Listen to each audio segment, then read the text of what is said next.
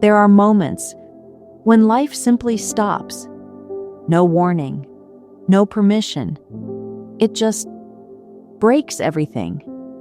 And then you're left there, with pieces in your hands, not knowing what to rebuild, or if it's even worth trying anymore.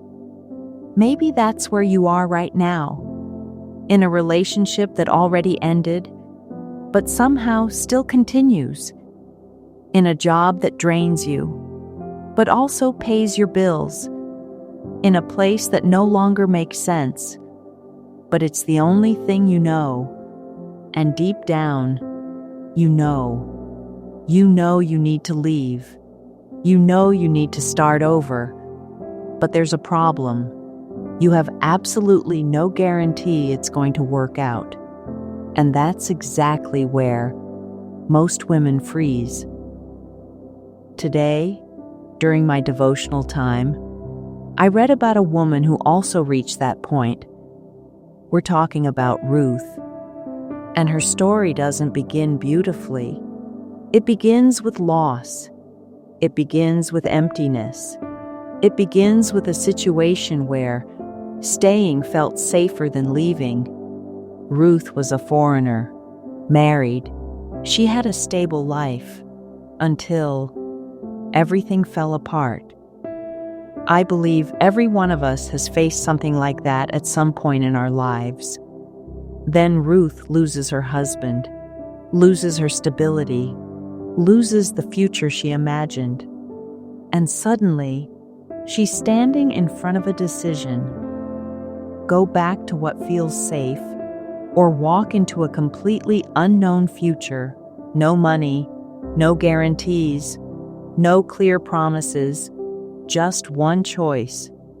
And this is where her story meets yours. Because maybe you haven't literally lost everything, but emotionally, you know something is already over. And even so, you're still there. Why? Because the unknown feels scarier than familiar pain. You've already gotten used to having little, to the emptiness, to the absence. And the most dangerous part, you call it stability. Let's be honest here. How many times have you thought, what if I leave and things get worse? What if I can't do it? What if I regret it? So you stay, even knowing you're shrinking yourself, even feeling yourself fade away. You stay, because at least there, you know what to expect. Familiar pain still feels safer.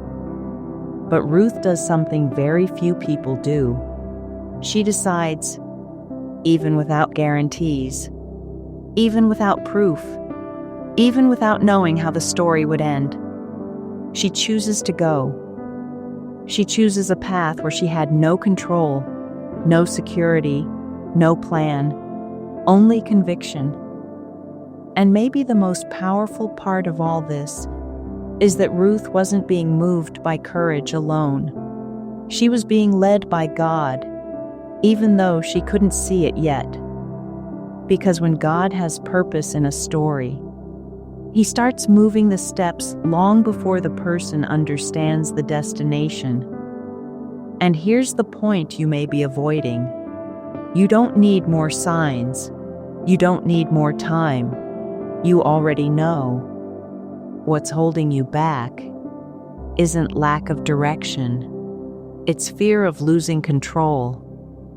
But let me tell you something I had to live through to learn. Control is a comfortable illusion because you think you're safe.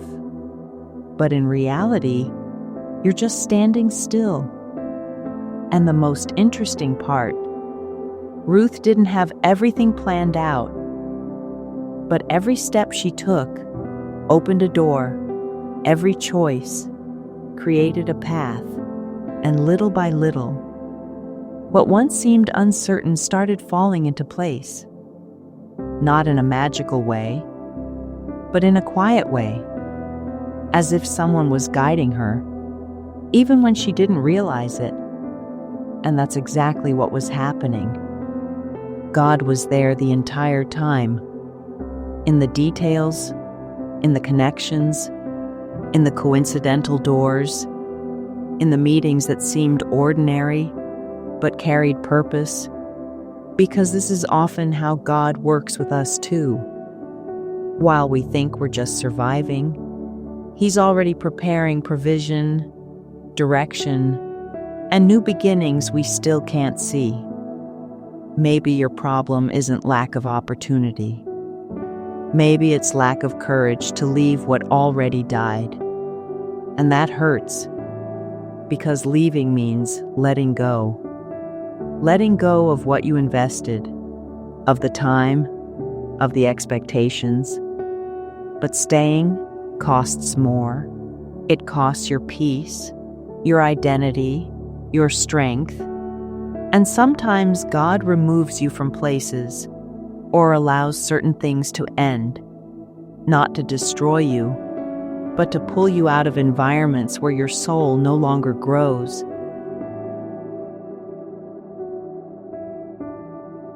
Starting over isn't about certainty. It's about accepting that you don't have certainty and moving forward anyway. It's about trusting the process. It's about taking one step, even without seeing the whole path. Because faith isn't having every answer. It's continuing to walk even when only God can see the end of the road. If you're waiting for complete clarity, you'll stay stuck forever. Ruth began with loss, but she ended with a new purpose. And not because everything worked out quickly, but because she had the courage not to stay where there was no life anymore. And God honored that decision. The same God who took care of Ruth along the way is the God who still takes care of us today. The God who sees tears no one else sees, who sustains in silence, who opens doors at the right time, who turns impossible situations into testimonies. Ruth thought she was only trying to survive, but God was already writing redemption through her life. And maybe you still can't understand what God is doing in your story right now, but that doesn't mean He isn't moving. Sometimes the new beginning that scares you the most is exactly where God will reveal His care for you. Now let me ask you something. Where are you right now? That already ended. And why are you still there? If God spoke to you through this, comment here. I need to start over. Save this video, because you're going to need to remember this when fear comes. Subscribe to the channel and turn on the notification bell, because here, you don't run away from who you're meant to become. And share this with another woman who is also delaying a decision